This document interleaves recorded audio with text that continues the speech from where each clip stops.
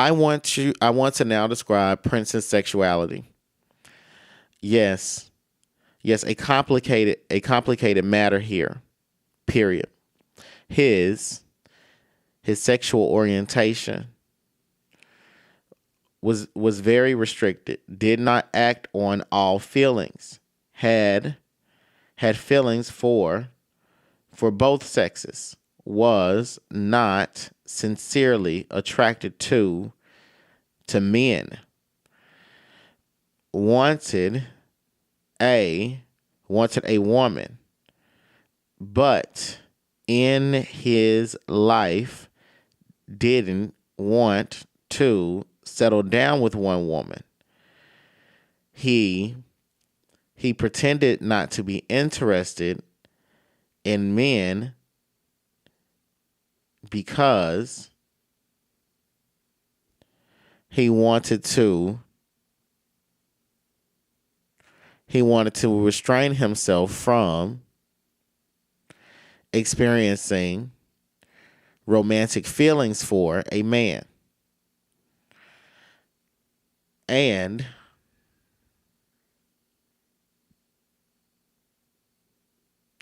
he outgrew his feelings for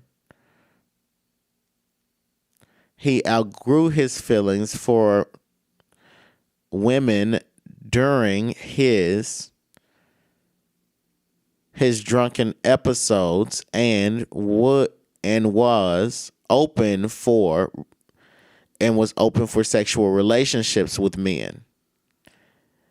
A complicated mental experience here. And attraction for people,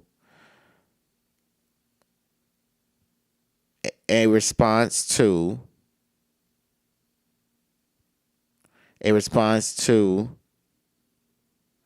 appreciating the beauty in younger people, younger looking people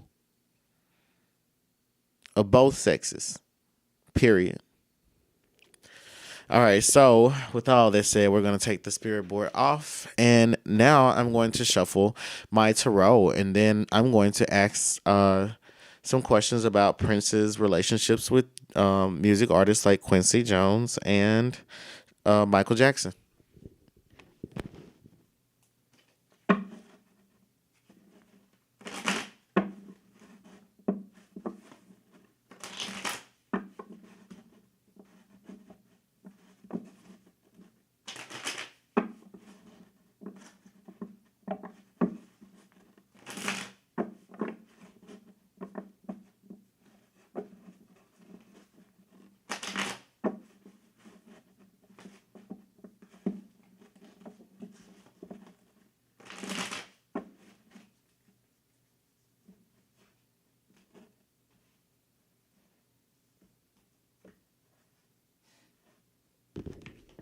All right, so the first question that I want to know is what was Prince's relationship like with Quincy Jones?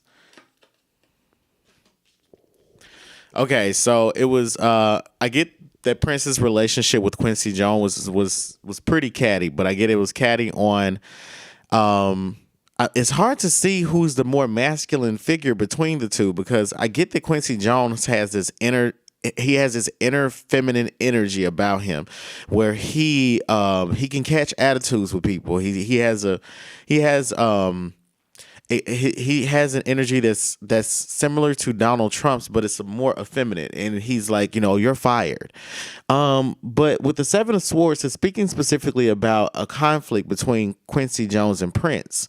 So I think that it's Quincy Jones that has knocked Prince down a peg or two before. And I feel that it's always been because Prince, I get that Quincy Jones has been a more powerful influence in the music industry than Prince has.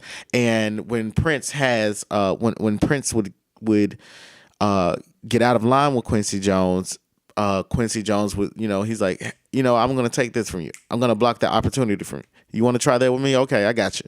You better understand it's about me, boy. So I get that sort of snapback from Quincy Jones. I also get that Quincy Jones has helped Prince to he helped Prince to seek out new opportunities. I don't know if he managed him, but I see that Quincy Jones has been he worked over Prince, or he was responsible for determining the opportunities or the direction in which Prince was developing himself as a musician, the opportunities that he took, the tours that he was the tour dates that he was solidifying, and the albums that he was creating. So I see Quincy Jones doing those sorts of things at some time in Prince's career, and I feel like Quincy Jones has taken responsibility for, as I hear it, the artist known as Prince. The Three of Swords is speaking about there being a betrayal here. Quincy Jones is, like I said before, I feel like Quincy Jones has stabbed Prince in the back before, and it's hurt Prince. It hurt his heart, and he's like, I thought you were my friend. I thought you were a good person. I opened up to you. How could you do this to me, man? And Quincy Jones was eating from this betrayal. It's like he profited from this betrayal, or he was able to become more powerful by betraying Prince in this way.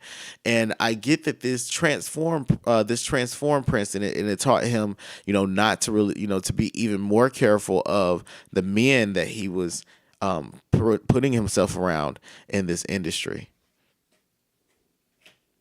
Now I'm going to ask, what was Prince's relationship like with Michael Jackson?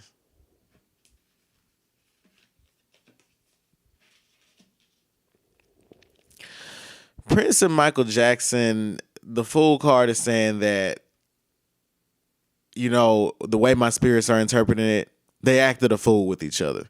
It was kind of like Cardi B versus Nicki Minaj, but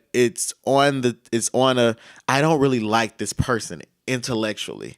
I feel that Prince thought that Michael, it's like they had two different energies. The energy that I get from Prince is Prince is the guy that he's sitting in the classroom and he's getting all the questions correct. He's also picking his nails and dusting off his shoes. He gets voted, the most attractive, and he goes to prom with, a really pretty girl. He doesn't win prom, but I get that he was always very artistic. He was sonically artistic, so he was great with music. I get this energy from Michael Jackson that Michael Jackson was I get this energy from Michael Jackson that he would have been more boyish. Prince was more introverted to himself, but Michael Jackson was definitely more popular, hung around a lot more people, and he would have been a lot more expressive and made more friends than Prince. Naturally, I get that they wouldn't have been in the same social circle. With them as the fool, it's there's this inherent tension between the two of them where I get that Prince had this very self-absorbed energy, and Michael Jackson was, I want to charge forward. I want to get to know you. I want to be in your face. I'm going to let you know that this is, who I am, and this is what I do. If I want to be your friend, I'm going to, let you know that, because I feel like I'm worthy of, being known. But at the same time, there's an insecurity there about Michael Jackson as well, where he feels that he has to be extra outgoing. And Prince can see through that intuitively. Prince would be someone who's very intuitive, very secure in himself. He has a group of friends, but they're mainly female. And I just get that they were not particularly fond of one another. a neutral feeling that leans a little, it has undertones of I don't like you in it. Um, but again, a very feminine. It's a very feminine sort of. Uh, I get that Prince just has a glare towards Michael Jackson. The three of Hazards. But this was I'm saying during their time living. But also there was a respect, but there was a respect there, but also a um there was a respect there, but also kind of like a soulmate relationship, and that they've argued with each other before, but in past lifetimes. It's just in this one they really just didn't have much to say to each other. Kind of like, okay, we squashed this in this lifetime, but we're still going to. We know that we have to be competition with one another. But I get that Prince felt that Michael Jackson's music was he would probably he thought he was a very talented musician and a very talented performer, but he would probably poke fun at his music. He found he I get that Prince would do Michael Jackson impersonations, but I don't get that Michael Jackson was um I don't get that Michael Jackson focused on Prince too much. The Three of Hazards is talking about there being a lot of they did cross paths with one another. And I also get that they had friends. They had mutual friends that would keep up a little. They would keep up a little bit of the drama between the two. Um, I wouldn't be surprised if Prince had um, if they have had if they had crossed paths, and also I wouldn't be surprised if Prince and Michael Jackson had common sex partners as well. But out of Prince trying to get back at Michael Jackson. The Queen of Cups, I get that they've been in a relationship with someone. They've had it's a woman that they both been in a relationship with, and I get that Prince that may have tried to have snatched this woman away from Michael Jackson, or he just dated her to, for a time to just, hey, I want to make myself known. This is who I am. This is what I do. I'm a player. Like Prince has this energy of, it's funny where he's like, um, I'm going to do what I want to do. I'm going to do what I want to do. And if you don't like it, so what? But it's also done with such a style that people could find it funny. What was his relationship like with Chaka Khan? Well,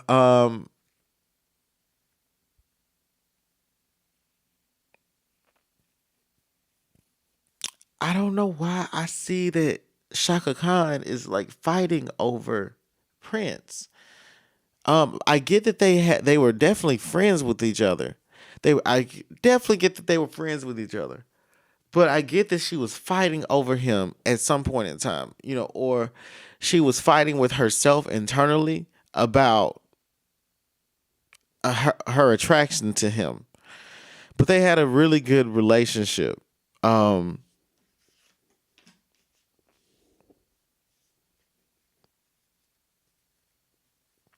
he helped Shaka Khan to gain a better sense of herself and to boost her self esteem.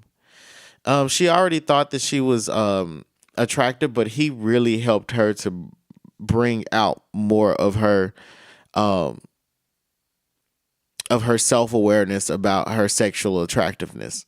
He helped to develop that.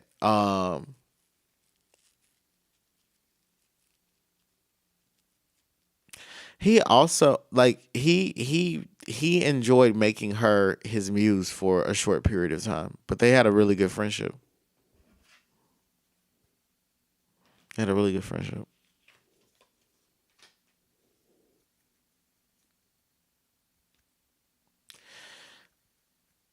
They did great business together. But Prince never allowed for things to get there. She had like they never allowed for their relationship to get there, but um Chaka Khan was attracted to him. But he didn't let his mind go there with her. He didn't let his mind go there with her. He wouldn't he divided his attention between other women and his music, and working with her it was just about the music. But he did feel that she was very talented. Next, let's talk about his relationship with Madonna. What was his relationship like with Madonna?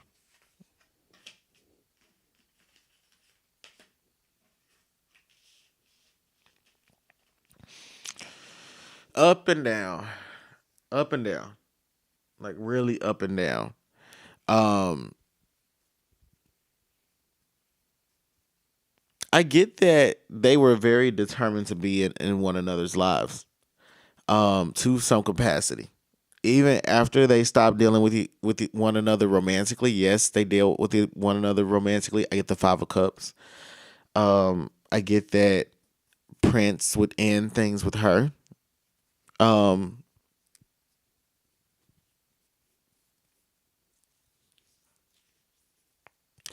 Prince was a great lover for her. In the bedroom, he taught her a lot. And she taught him a lot as well. Um, but she was determined to make it work with him. But he just enjoyed making music. It was fun. It was something that was fun for him. When they he felt like when they worked, and when they didn't, it was because he didn't want to be together.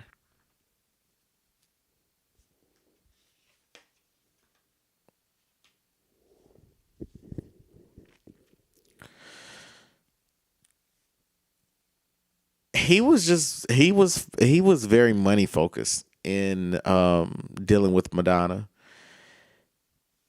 He did, they did spend time together. He did learn a lot from the relationship. He was a he it you know it was meaningful for him, but he wasn't attached to her. I get that he wasn't, because he felt like she was he felt like she was just too codependent at the time. He felt like she needed to grow up.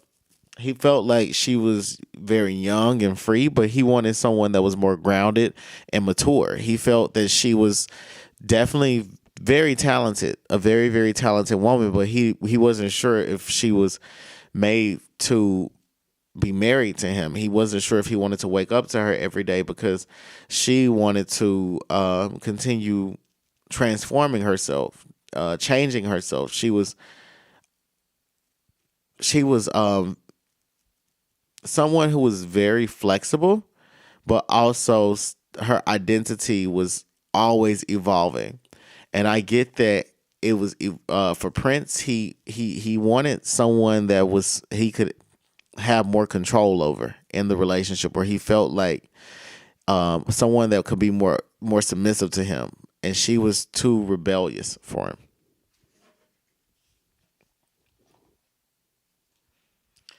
Now let's get into Prince's relationship with his wife Mayte Garcia.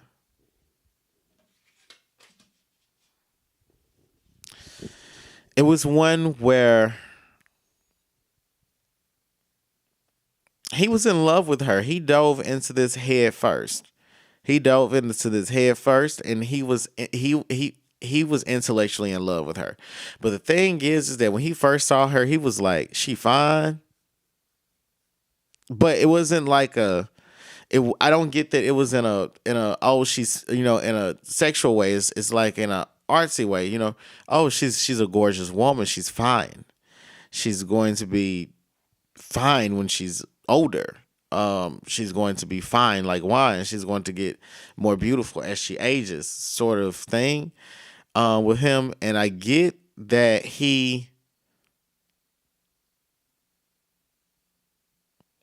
I get that he was the one that initiated this, but and he was the one that ended it too. He was the one that started it. He was the one that ended it.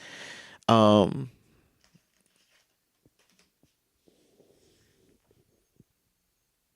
he felt like he felt like after a while he had just started to run her over, and that she had lost herself. He felt like they just couldn't stop fighting. That they couldn't stop fighting. That he had he had been on the defensive with her for a while. And I think that he came to the conclusion that he was better off leaving her alone because she was never going to leave him.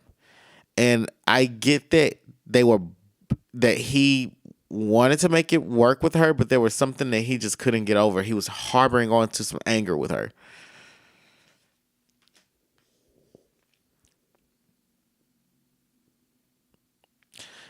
They were friends after that. Like they had always been friends. They had always been friends throughout their relationship, and he appreciated her for for trying to be a good, a very good wife to him. Um, she also tried to be a mother, but I also know Prince doesn't have kids either, but she also tried to be a mother. So because but she's the zombie in this card. So it's it's like he appreciate he Prince had mixed feelings towards spending his time in the relationship with her. He felt like he wasted her time. That yeah, she developed, but he felt like he didn't need to drag her, down his path. He felt like he could have just mentored her.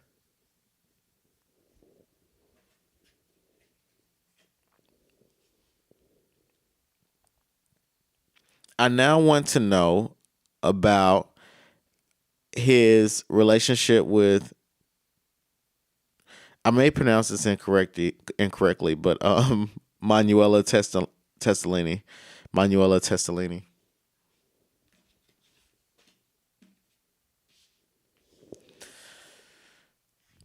She made him do a lot. Um I don't know if she had kids before him, but she made him juggle a lot. She was a very needy person, a very needy wife. I get that when the relationship first started, he was okay with her as his girlfriend, and things were okay with them. He felt like things would eventually get better because they were still growing to know one another. But the problem here is, I once they got married, she switched, and she felt like, she's like, I'm married now. We're married now, and this is my expectation, and this is what you're gonna do. And he's like, huh?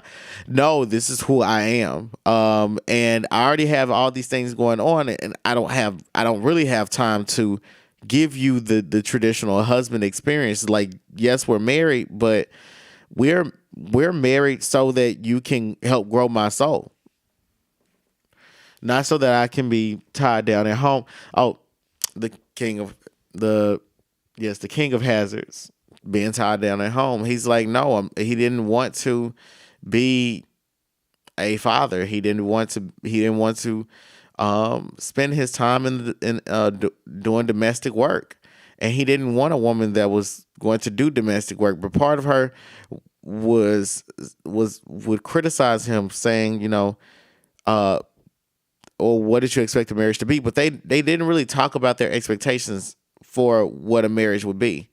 Um, she wanted to be married. Prince was open to getting married again, and I think that he did love her. But I don't get that he loved her in the way that he loved his first wife. They fought a lot with each other, but they fought over petty shit. Like, it was like over possessions. Whose side of the bed they could sleep on. It's like they started getting really petty with one another.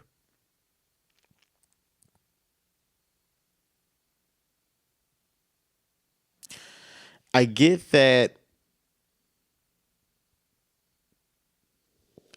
I also get that she couldn't deal with the fact that Prince had so many lovers around him, so many other lovers around him that were very close to him and that he would consult with about their relationship.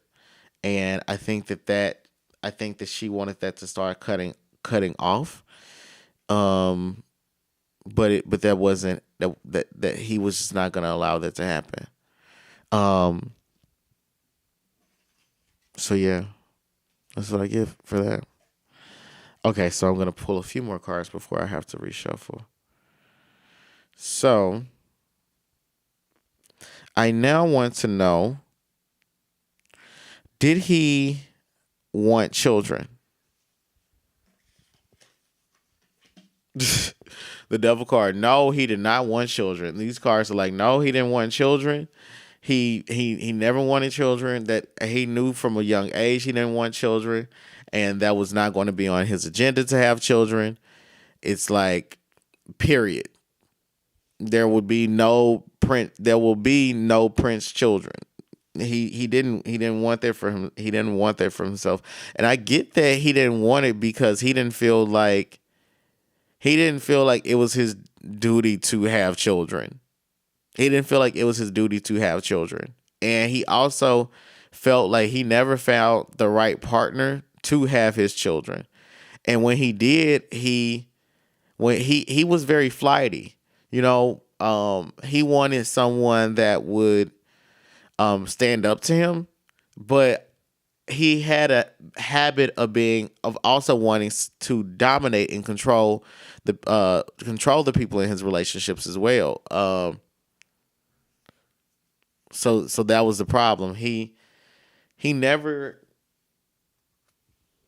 he didn't want his children to grow up in an environment where the parents were arguing with one another, and from the outside looking in, it looks as though the that if people said, "Oh, Prince is married and he's in love," that could be contested by the public or even by the children, because they're outside of the marriage as well. So he never, when he got married, he never truly had the opportunity to have the children. When he wanted to have the children, it wasn't under the right circumstances, and I don't get that he wanted to have children out of wedlock either.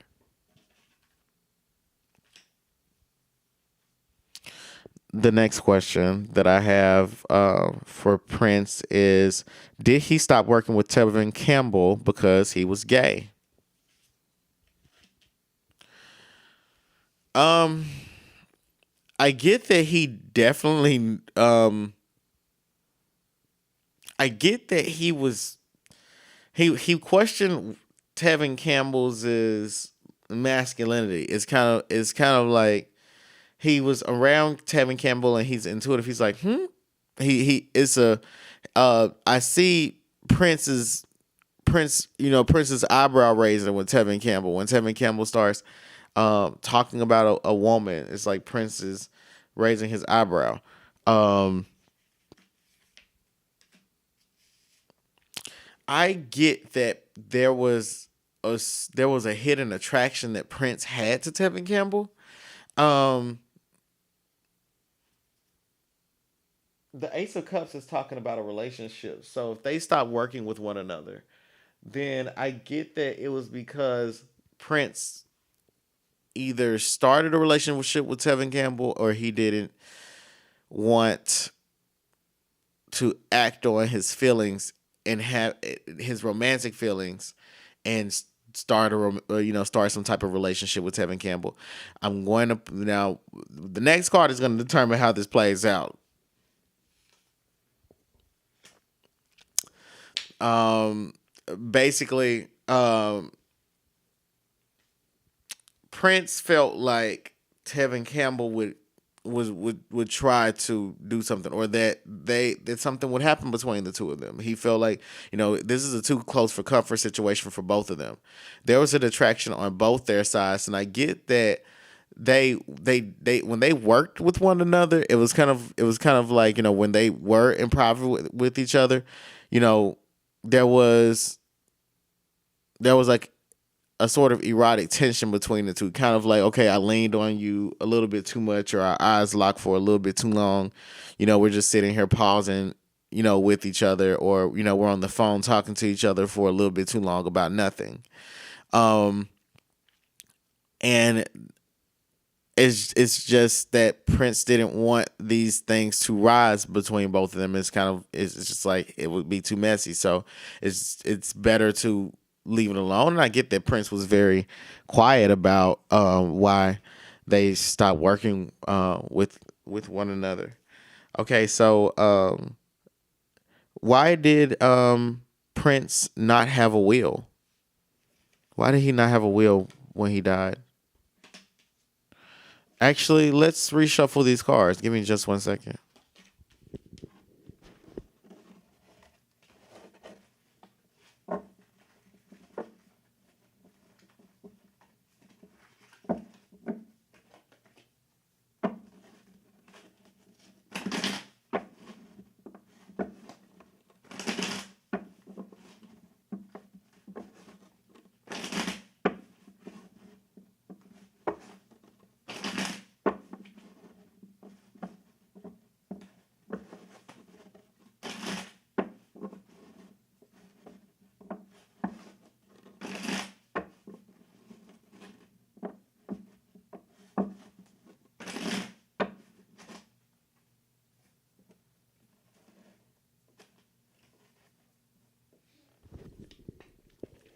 Okay, so why did Prince not have a will?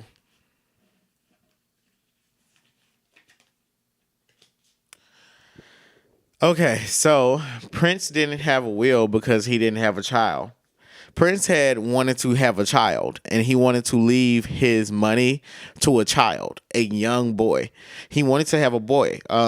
He saw himself as you can see, the Emperor card is talking about someone that is, he's running the business. He owns the empire. He protects the empire. He's protecting. He's also protecting the people that are vulnerable, and those that are heir to his throne via bloodline. So he didn't have a child. So he didn't have a will. I don't think that he intended to die without having a child. I don't get that he intended for that to happen.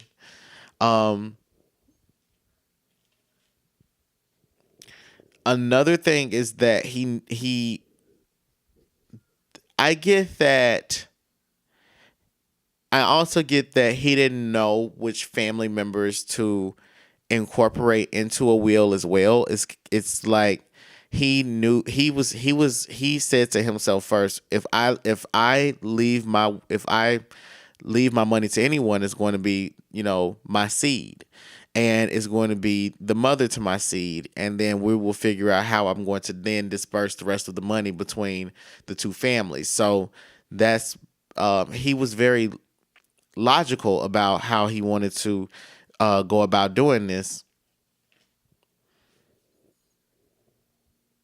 I mean, again, here it is that he wanted to leave his money to children, and he wanted to definitely be a good.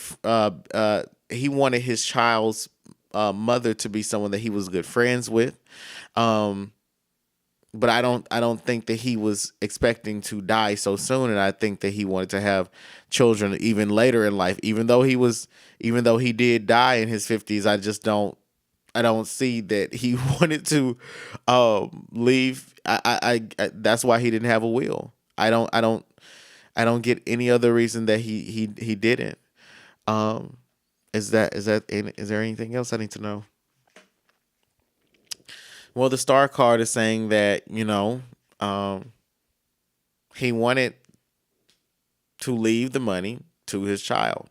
The star card is specifically talking about, him amassing his wealth through entertainment. But again, in the context of pulling out the rest of the rest of these cards. It's about him amassing his wealth and entertainment, passing it down to a child as the emperor. Just going to keep reiterating the same point. All right, so my next question is, what happened during the last 48 hours of Prince's life? So fuel my fire, take me higher, I'll be your liar too. Cause when we're here, there's nothing better than the skyline view. Ooh.